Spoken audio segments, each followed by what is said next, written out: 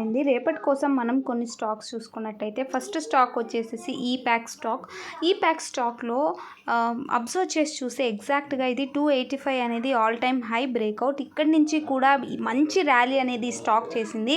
ఈ మంత్ అంతా కూడా అప్వర్డే ఉంది ఈ స్టాక్. 1 మంత్లీ టైం ఫ్రేమ్లో మనం అబ్జర్వ్ చేసి చూస్తే 285 నుంచి ఎప్పుడైతే బ్రేక్అవుట్ అనేది జరిగిందో అక్కడి నుంచి కూడా 400 లెవెల్ అనేది రీచ్ అయింది. కాబట్టి ఇది కొద్దిగా రీటెస్ట్ అయినాక ఎంట్రీ తీసుకోవడం అనేది మంచిది. అంటే లేకపోతే క్యాండిల్ 400 టు అబౌవ్ సస్టైన్ అయింది అంటే 1 డే టైం ఫ్రేమ్లో ఇక్కడి నుంచి కూడా మనం ఎంట్రీ అప్వర్డ్ తీసుకోవడానికి ఛాన్స్ అయితే ఉంటుంది.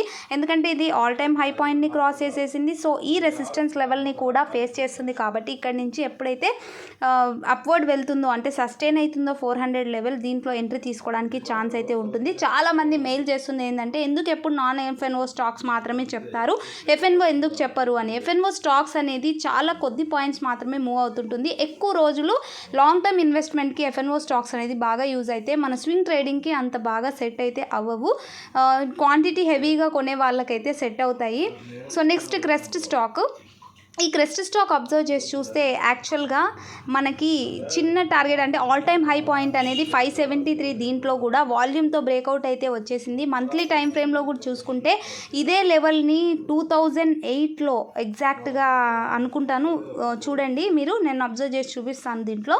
2008 జనవరిలో ఇదే లెవెల్ అనేది ఇది all time high point crest స్టాక్కి. ఎగ్జాక్ట్గా ఇప్పుడు మంత్లీ టైం ఫ్రేమ్లో అబ్జర్వ్ చేసి చూస్తే వాల్యూమ్తో ఇదే లెవెల్ బ్రేక్అవుట్ అయితే వచ్చింది. వీక్లీ టైం ఫ్రేమ్ కూడా చూస్తే అబౌవ్ క్లోజ్ అయింది. క్యాండిల్ 1 డే టైం ఫ్రేమ్లో కూడా అబౌవ్ క్లోజ్ అయింది.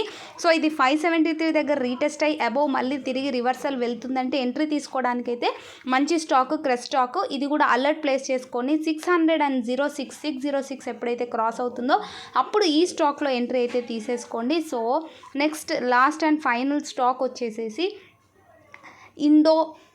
ఇండో స్టార్ స్టాక్ కూడా అబ్జర్వ్ చేసి చూస్తే ఇదైతే కొంచెం మనకు చిన్న టార్గెట్ అయితే ఉంది, అంత పెద్ద టార్గెట్ అయితే ఈ స్టాక్లో లేదు. ఎందుకంటే రెసిస్టెన్స్ అనేది మనకి 300 టు అబౌవ్ క్యాండిల్ సస్టైన్ అయింది అని అంటే 376 అనేది చిన్న టార్గెట్. తర్వాత 441 మంత్లీ టైం ఫ్రేమ్లో కూడా మీరు అబ్జర్వ్ చేసి చూస్తే క్యాండిల్ రిజెక్షన్స్ అనేది ఈ లెవెల్స్ నుంచి కూడా ఎక్కువగా ఉన్నాయి. కాబట్టి 376 అండ్ 441 అనేది టార్గెట్ 1 అండ్ టార్గెట్ 2 అవుతుంది. ఎప్పుడు అంటే 300 టు అబౌవ్ అనేది ఈ స్టాక్ సస్టైన్ అయితే అవ్వాలి. ఇవన్నీ కూడా ఎడ్యుకేషన్ పర్పస్ మాత్రమే, రికమెండేషన్ అయితే కాదు. నేను ప్రతి వీడియోలో కూడా మీకు ఇన్ఫామ్ చేస్తూనే ఉంటాను. మీరు ఎంట్రీ తీసుకునే ముందు ఒకసారి అనాలిసిస్ చేసుకొని ఎంట్రీ అయితే తీసుకోండి. ఇదైతే నా అనాలిసిస్. ఎందుకు ఎఫ్ఎన్ఓ స్టాక్స్ తీసుకోను కారణం అంటే అదే.